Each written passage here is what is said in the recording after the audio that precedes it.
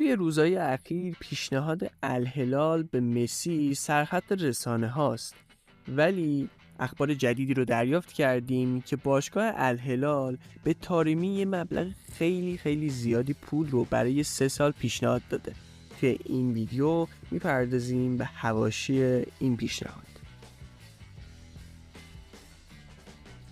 به دنبال انتشار پیشنهاد باشگاه الهلال عربستان به مهدی طارمی مهاجم ایرانی باشگاه پورتو، این خبر از روز گذشته بازتاب خیلی گسترده‌ای توی ایران و پرتغال و البته عربستان داشته و حتی رسانه‌های کشورهای دیگه هم به اون ورود کردن.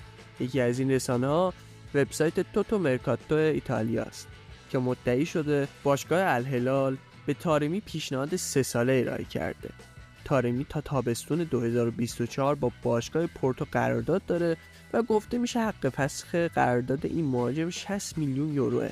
از سوی دیگر بعضی از رسانه‌های پرتغالی مدعی شدن سرمربی پورتو مخالف جدایی طارمیه و برای فصل آینده هم روش حساب کرده. البته باشگاه پورتو برای اینکه از ترانسفر طارمی درآمدزایی کنه مجبور اونو توی تابستون آینده به فروش برسونه.